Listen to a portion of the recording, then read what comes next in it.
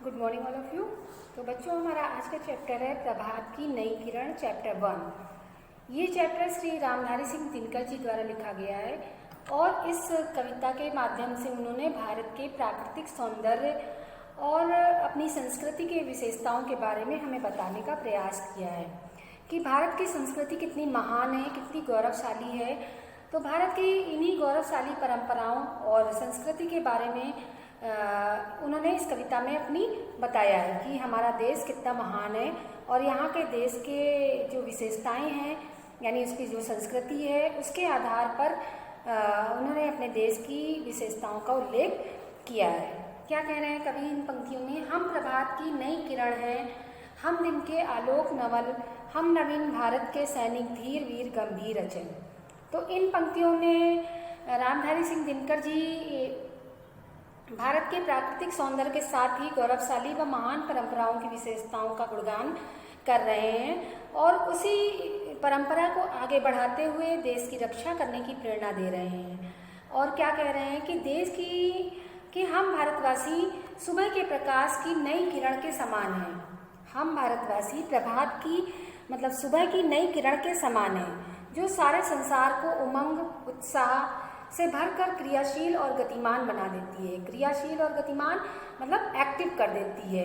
उसी प्रकार से हम भारतवासी सुबह के प्रकाश के समान दुनिया के सामने एक नई दिशा, एक नई राह दिखाने वाले हैं।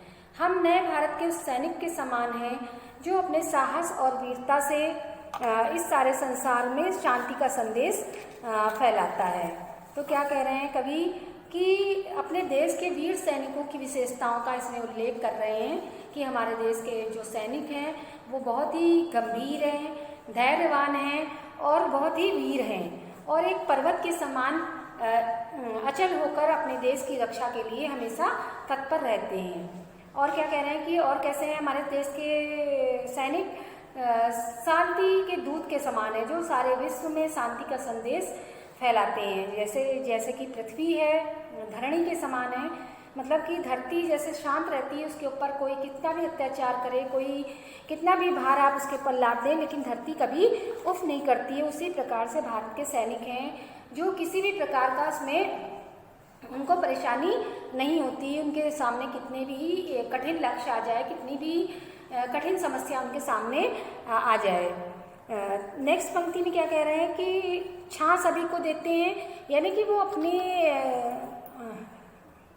जो सैनिक हैं या भारत के जो लोग हैं वो सभी को शांति का संदेश तो देते ही हैं और कोई उनकी शरण में अगर आता है, कोई परेशान होकर, कोई किसी परेशानी की वजह से उनकी शरण में आता है, तो उसको वो शरण में छां देना यानी शरण देना, तो अपने आश्रय में ले लेते हैं, मतलब उसकी सहायता करते हैं, हर संभव सहायता करते हैं। वीर प्रसू माँ की आंखों के हम नवीन उजियाले हैं, गंगा यमुना हिंद महासागर के हम रखवाले हैं।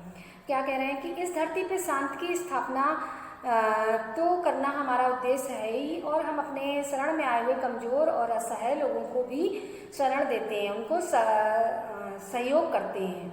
और वीरों को जन्म देने वाली भारत माता, जो भारत माता है उसको क्या कह रहे हैं कि वीरों को जन्म देने वाली है। तो इस वीरों को जन्म देने वाली धरती माँ की आंखों के हम उजियाले हैं। हमने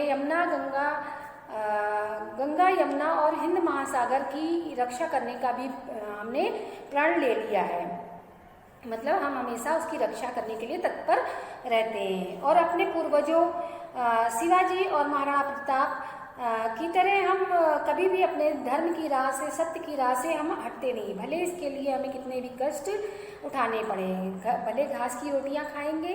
क्या कह रहे हैं कि हम हैं शिवा प्रताप, भले ही घास की रोटी खाएंगे मगर किसी जुल्मी के आगे मस्तक नहीं झुकाएंगे, मतलब अपने देश की रक्षा करने के लिए उन्हें कितना भी कष्ट सहना पड़े, कितने भी अत्याचार सहने पड़े, कितने भी जुल्म सहने पड़े, लेकिन किसी भी अत्याचारी के सामने, किसी भी जुल्मी के सामने अपना मस्तक यानी अपना शीर्ष नहीं झुकाएंगे और उसके सामने अडिग होकर खड़े रहेंगे, भले ही उसके लिए उनको कितनी कठिनाइयों का सामना करना पड़े। घास की रोटी से यहाँ तात्पर्य कठिनाइयों से है। तो क्या कह रहे हैं कि कभी कि हमें कितनी भी कठिनाइयों का सामना करना पड़े, लेकिन फिर भी हम किसी के आगे अपना सिर नहीं झुकाएंगे। तो ये कविता भारत के सौंदर्य और संस्कृति की विशेषताओं का उल्लेख करने के लिए श्री रामधारी सिंह जी दिनकर ने लिखी है। और देशभक्ति से ओतप्रोत ये कविता हमें देश की विशेषताओं का ज्ञान तो कराती है और देश के प्रति हमारी देशभक्ति को भी